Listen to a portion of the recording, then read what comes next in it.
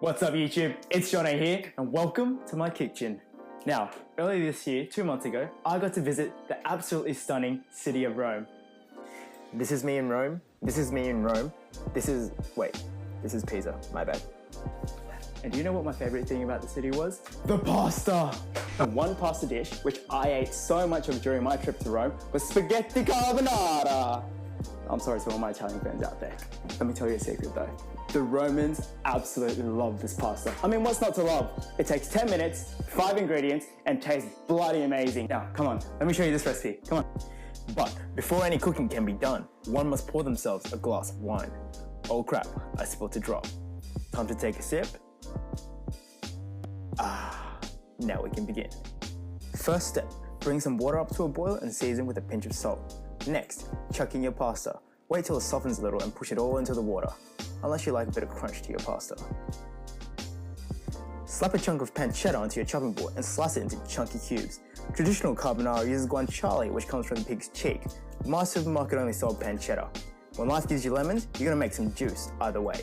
Plus, pancetta tastes pretty similar anyway. Time to make our pasta sauce. Crack 2 eggs into a bowl, add some grated Parmesan cheese, and give everything a good old mix up. Don't forget to add heaps of pepper. You may realize this recipe has no cream.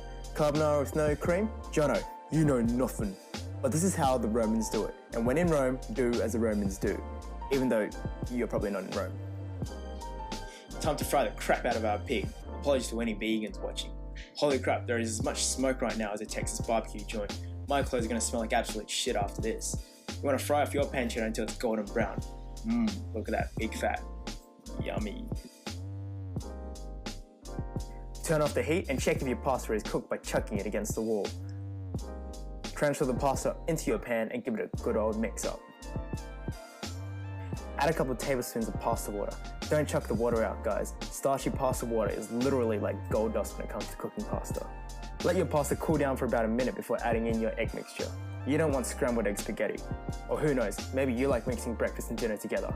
I'm not your advisor. Time to serve onto this shiny white ceramic plate, which I happened to sneak from my mum's cupboard. Wipe your plate like you wipe your toilet bowl after you take a piss. And finally, grate some Parmesan cheese over the top like snowflakes fall into a cold winter's night at the Christmas markets. What am I saying? It's hot as heck here in Australia.